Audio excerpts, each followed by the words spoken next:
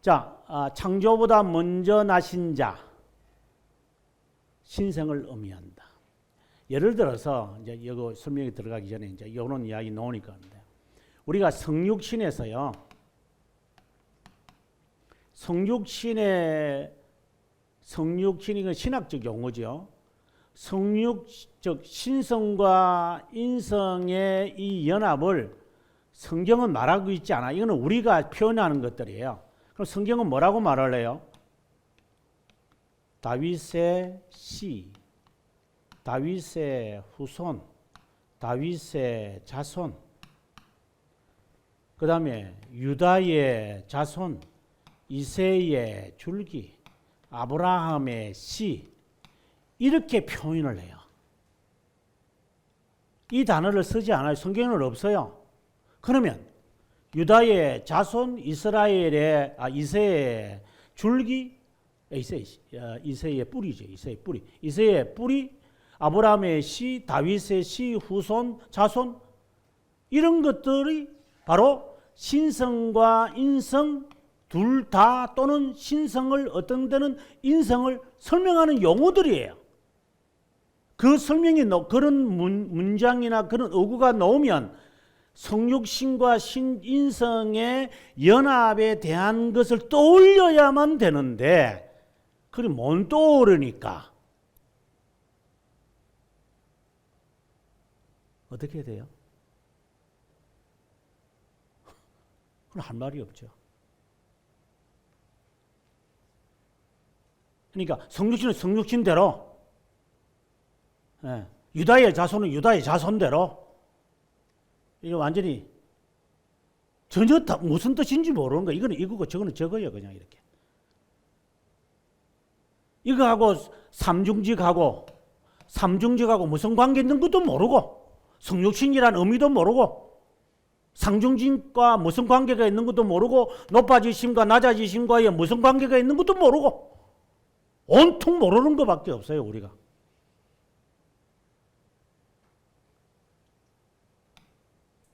그래서 지금 이제 시작하는 거예요, 칼빈이.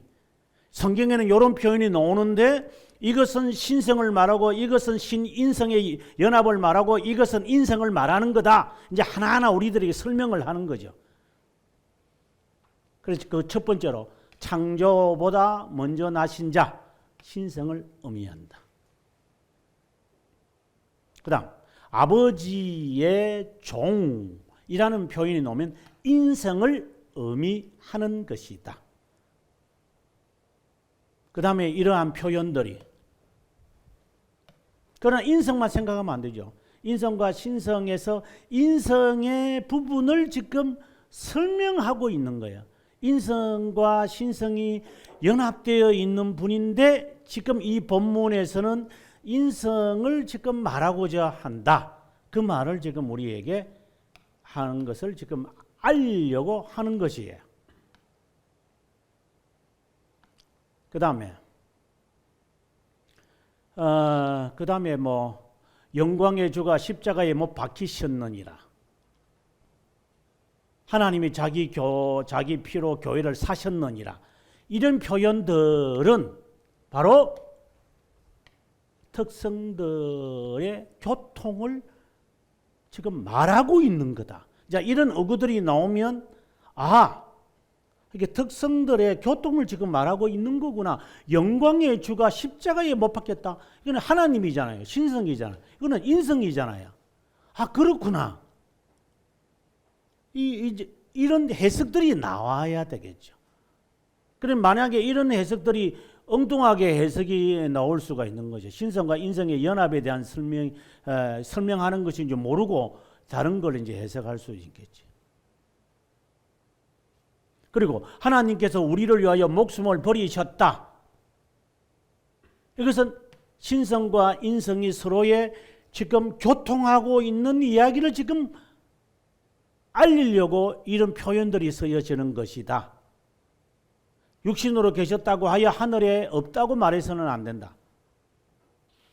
그분은 신인이기에 두 본성의 연합을 위해 한 본성에 속한 것을 다른 본성에게 서로 이렇게 주고받으시면서 교통한다는 거죠. 뭐 커뮤니케이션 하시면서 어떤 때는 인성만을 이야기하시는 부분이 있고 어떤 때는 신성을 이야기하는 부분이 있다. 다윗이 나를 바라보고자 했다. 그러니까 바리새파들이 아니 네가 다윗보다 나이 이 대화가 안 되는 거죠. 그래서 예를 들어서 르낭과 같은 사람들이 예수님의 생애에서 예수님에 대해서 이야기할 때는 그걸 문자적으로 딱 설명하는, 그러니까 삼일체에 대한 이 개념이 없는 그런 애들이기 때문에 그런 애들은 이런 본문들이 나오면은 다르게 해석을 하는 거죠. 그래서 삼일체의 이 사상의 충분한 지식이 우리에게 요구되어지는 거죠. 성경을 제대로 해석 못하니까. 자, 그 다음에 그 연합에 대한 이야기, 또 성경 구절에 있다. 자, 어떻게 되어 있을까? 선한 목자, 유일한 문이다. 예를 들어서 요한복음에는 나는 이다 7가지가 나오잖아요.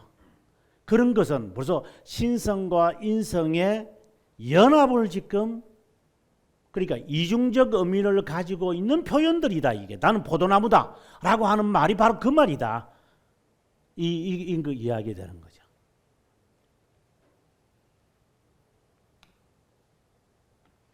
그 다음에 뭐 주님이라는 의미도 이제 하나씩 하나 성경 구절을 들고 칼빈이 하는 이야기입니다. 자, 이러한 중요성이 있기 때문에 교회 역사에서는 단성론 논쟁이 있었다 하는 이야기를 합니다. 그러면서 칼빈이 하는 말, 인성을 제거하고 신성만 주장하려고 미친 듯이 날뛰었던 자들이 있었다. 어떤 자입니까? 이라면은 아폴리나리스와 유티케스와 같은 사람들이다. 이런 사람들. 또 두 본성에 대하여 어느 것도 주장하지 않는 자들이 있다. 이런 자들은 어떤 자입니까? 네스토리우스다. 이렇게 되는 거죠. 그리고 그분이 인간도 하나님이 동시에 되시기 위하여 인간도 아니고 하나님도 아닌 것으로 단순히 주장하는 사람들도 있다. 특별히 이제 이것저것 둘러 같이 붙였지만 유티케스와 같은 사람들일 수도 있다. 이렇게 혼동하는 사람들이 있다 이 말이에요. 교회에서 이 교회 역사에서 이렇게 혼동하는 사람들이 있었다. 그 이야기를 지금 우리에게 이야기하고 있는 겁니다. 혼동되지 않으시는 본성을 소유한 채 지금 설명을 하는 겁니다. 하나님과 인간이시기에 그분이 우리의 주님, 하나님의 참된 아들이십니다. 네스토리우스라는 이단은 이중적 그리스도를 고안하면서 두 본성 사이를 구별이 아니라 잘라내려고 했습니다. 하지만 성경은 이런 이단의 견해를 정면으로 반박합니다. 하나님의 아들의 이름이 동정녀에게서 태어난 그분에게 주어졌고 그 동정녀가 우리 주님의 모친이라 불린다고 말하기 때문입니다.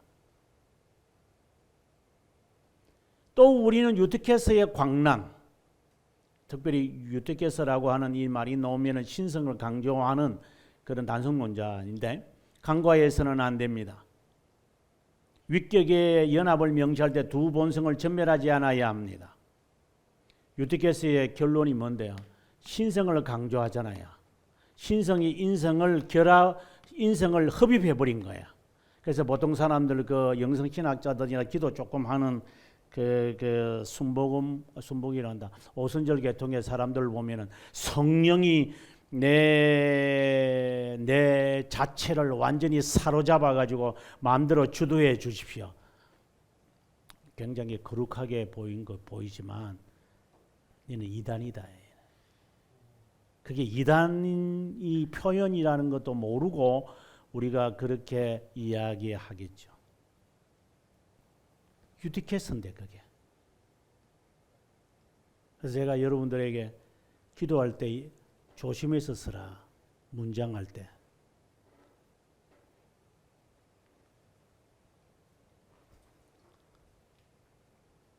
자칫 잘못 쓰면 그것은 이단자들이 쓰는 표현을 쓰고 있기 때문에 정확하게 배워서 정확하게 기도하고 표현하고 고백해라.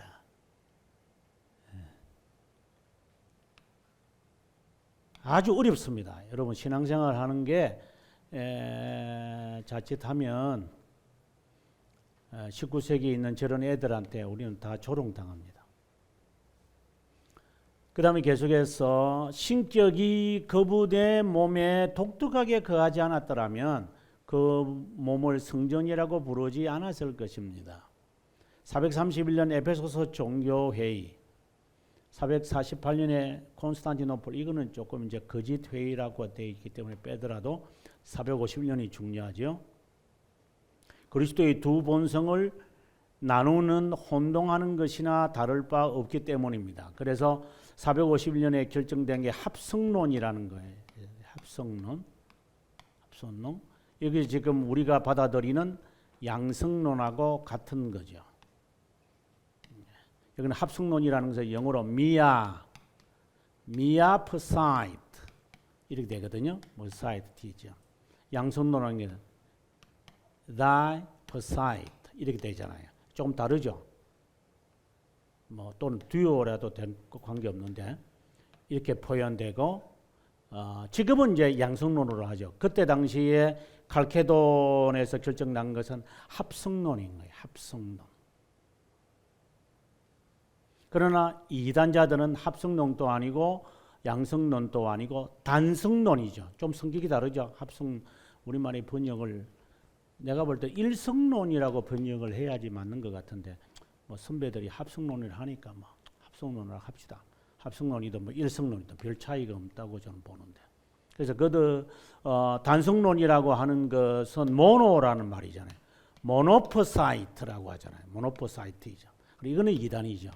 그러나 미아 일성론 이것도 상당히 이래서 좀 이 용어가 좀 조심해야 되는데 이건 좀 마음에 안 드는 용어죠. 미아라고 하는 말이. 그래서 다이라고 하는 말을 우리가 이제 후대 선배들이 이제 설명을 하면서 바꾼 것 같아요. 자, 그다음 넘어가서 세베르투스는 하나님의 아들을 본질, 영, 육체 창조되지 않은 세 가지 요소로 구성된 흙이라고 주장했다. 그러니까 하나님의 본질, 요 말은 맞는 것 같아요. 아까 제가 그랬잖아요. 신적 본질, 그 다음에 영, 육체 이런 거. 요거는 그래도 이 세르베투스는 굉장히 똑똑한 사람이거든요. 이런 용어들은 잘 설명하는 것 같아요. 근데 그렇게 된 흙이다 이제 옆으로 이제 빠지기 시작. 그 다음에 그리스도를 약간의 신성과 약간의 인성을 섞은 존재라고 여겼다. 이게 다 이제 그 단성론, 유니테리안주의, 우리가 방금 앞 시간에 유니테리안주의 공부했는데 그 유니테리안의 이분이 이제 원조잖아요. 이분이 진짜 원조거든요. 유니테리안주의의 성자잖아요. 그래서 유니테리안주의자들이 제일 싫어하는 그 교파가 뭐냐? 개혁 신학자들이죠. 왜? 세르베투스를 죽였으니까, 화형시켰으니까. 그래서 칼빈을 정오하는 거예요. 어쨌든 이 개혁 신학은 이 세상에 없어져야 돼요. 그래서 인터넷 선상에 동영상에 칼빈을 그렇게 하는 거예요. 왜? 칼빈을 없애버려야 자기의 원조가 살아있고 이 사람을 순교자라고 말해야 되고 칼빈주의가 없어져야 유니테리안주의가 세상을 지배할 거니까. 그래서 칼빈이 욕 듣는 게 그런 거예요. 제가 볼 때는 참 칼빈 선생도 힘들었을 것 같아요. 이제 5월 27일 날, 5월 27일 이제 좀 있으면 이분이 이제 돌아가시는 날이거든요. 5월달. 나중에 오늘의 교회에서 제가 설명해 드릴게요. 자, 이에 반해 정통신앙은 뭐냐? 정통신앙은 어떻게 말하느냐? 동정역에서 태어난 중보자는 합당하게 하나님의 아들, 독생자이면서 독생자로 불리는 고결성이 부여되지 않았다면 어떻게 인간 그리스도께서 하나님이 헤아릴 수 없는 은혜의 거울이 될 수 있었을까요? 세대전 창세전이란 말이죠. 위격적 연합으로 인성을 입으셨다는 것을 교회는 확고하게 고백합니다. 아주 정확하게 표현하셔야 됩니다. 모든 세대전의 성부에 의해 태어난 말씀이 위격적 연합으로 인성을 입으셨다는 것을 교회는 확고하게 고백합니다. 두 본성의 연합이 한 위격을 구성한다는 이 정의는 네스토리우스의 망상을 논박하는 데 사용되었습니다. 그다음에 계속해서 중요한 표현들이 나오는데, 족장들은 하나님을 아버지라고 불렀고 그리스도께서 오신 후에는 아버지 되심이 더 분명해졌습니다. 독생자와 관련되어야만 하나님이 우리의 영원한 아버지가 되십니다.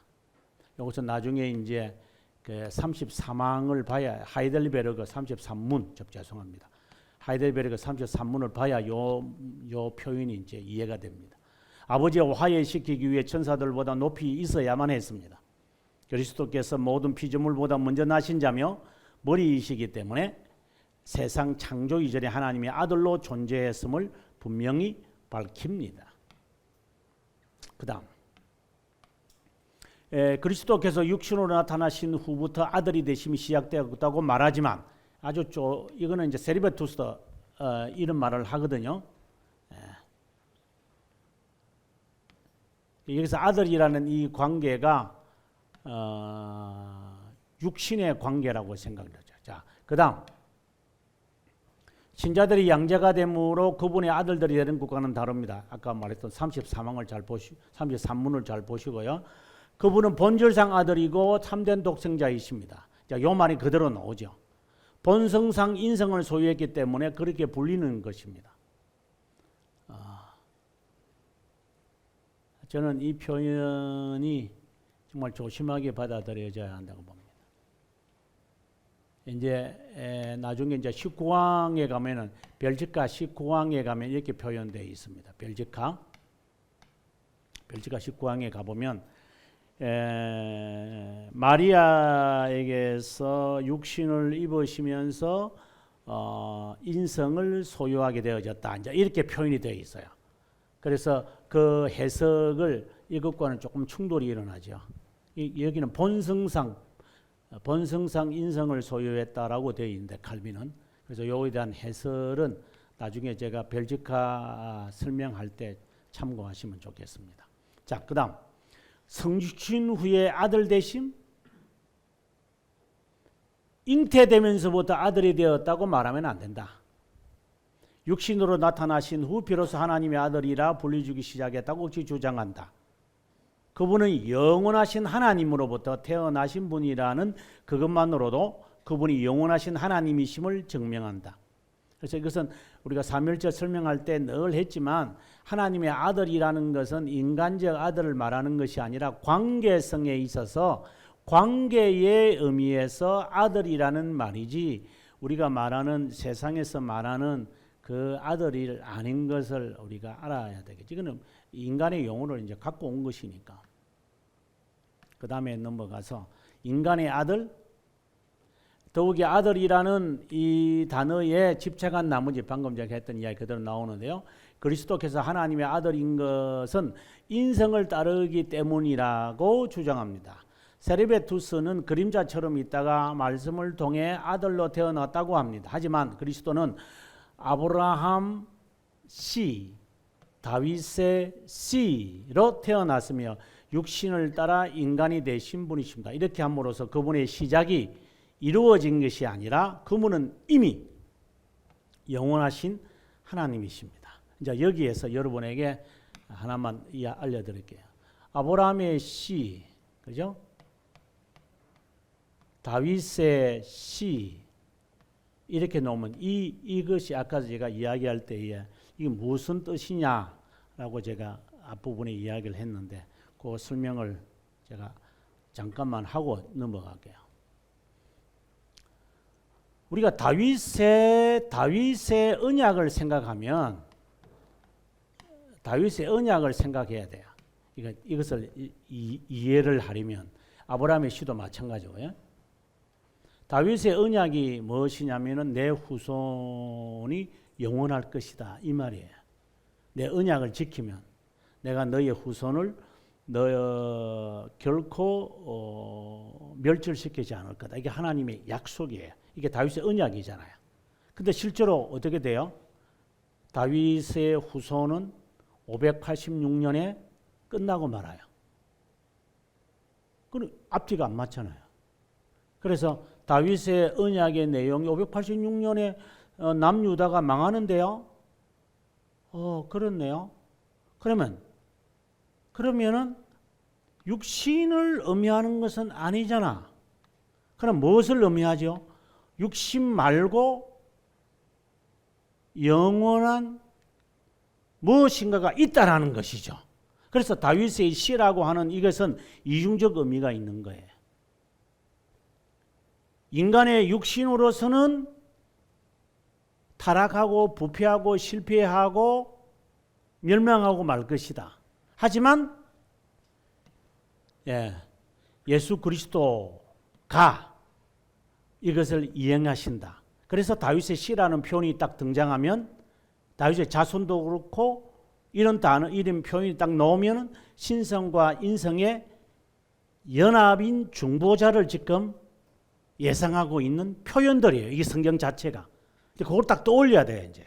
그래서 하나는 육신으로는 실패했지만 하나님의 아들이신 그분이 다윗의 육신의 아들로 태어나서 그 혈통에 따라서 태어나서 영원토록 왕노를 하실 것이다. 이건 이중적 의미가 들어있는. 그래서 두 본성의 연합인 위격적 연합을 다윗의 시라고 하는 표현에서 말하고 있는 거예요. 그다음 이건 또 그리스도는 아브라함의 시로 태어났다 이랬잖아요.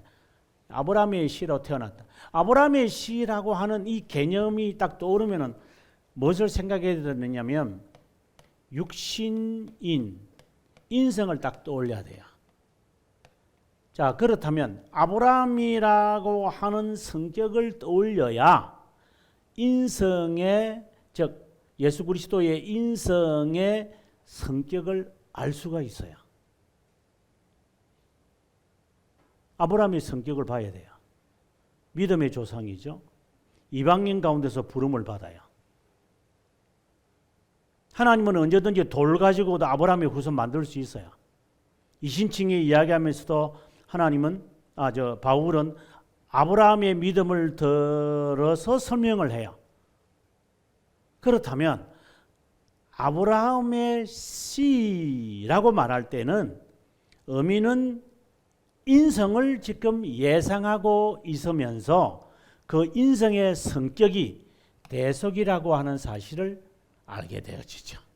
그래서 이방인이 하나님의 아들, 하나님의 자녀가 될 수 있는 길을 아브라함을 통하여 이거 이방에서 불렀잖아요. 아브라함이 갈대아 우리에서 주님께서 그냥 픽업 딱 해가지고 가겠습니다. 순종. 그래서 하나 예수 그리스도와의 연합한 사람들의 그 모습이 이와 같을 것이다 라는 것과 함께 그리스도의 인성이 마치 아브라함의 경우와 성격이 유사하다 이 말이에요. 뭐예요? 순종이. 아브라함은 철저하게 하나님에게 순종합니다. 죽여. 아들 죽이죠. 뭐. 예수 그리스도의 인성의 성품을 아브라함의 씨라고 하는 표현에서 하는 거예요. 이렇게 구약에 나타난 하나 예수 그리스도를 향한 예언자들 즉 선지자들의 표현에서 우리는 두 본성의 성격을 찾아내야 되고 그리고 그것을 가지고 우리의 삶에 그러면 우리의 삶에는 어떻게 살아가야 됩니까? 하고 숙제를 가져야 돼 이제. 은혜 받았다고 은혜에 충실하면서 살아갈까? 교회 안에서만 살까요? 그럴 수는 없죠. 그런 신성 안에서만 사는 거니까. 그러면은 신성과는 아무 상관없이 나는 그냥 마음대로 세상에서는 인성으로 살고 교회 안에서는 신성으로 살까요? 말도 안 되는 이야기를 또 하고 있어요. 그래서 그리스도의 이 두 본성의 성격을 얼마나 어떻게 정확하게 아느냐에 따라서 기독교인의 이 삶은 규정이 되는 거예요. 그래서 두 본성은 중요한 진리에 대한 설명인 거예요. 자, 다음 시간에는 이제 15장 삼중직 이야기를 가고요. 16장 앞서 말씀드린 대로 16장은 그리스도에 대한 사도신경 고백을 설명하고요. 17장은 정말 17장 정말 정말 중요해요. 정말 중요한 것밖에 없어가지고 자 기도하고 마무리하겠습니다. 끝내겠습니다. 하나님, 오늘도 저희들에게 칼빈 선생을 통해서 우리의 구속자가 되시며 우리의 심판자가 되시고 또한 우리의 창조자가 되시며 영원한 하나님이신 분께서 인성을 입으신 것에 대한 설명을 오늘 들었습니다. 이러한 설명의 부족한 점이나 허술한 점을 틈타서 세속의 철학을 가지고 모든 것을 난도질하는 자유신학자들이나 세속 철학자들을 바라보았습니다. 삼위일체의 바른 신학의 정립이 신앙에 얼마나 많이 반영하고 있다는 사실을 충분히 알고 그것을 반복하며 우리의 삶에 반영할 수 있도록 교회를 통해 교리를 배우면서 성경적 바른 해석을 따라갈 수 있도록 은혜를 베풀어 주옵소서. 거짓 선지자들과 적 그리스도들이 세상에 너무나도 난무하고 있기에 하나님 바른 하나님에 대한 지식을 가질 수 있도록 늘 배우는 자세와 그 말씀에 순종하는 자기 부인이 우리에게 있기를 원하옵고 끝까지 순종하시며 온유와 겸손하신 영원하신 하나님이신 우리 주 예수 그리스도의 이름으로 기도합니다. 아멘.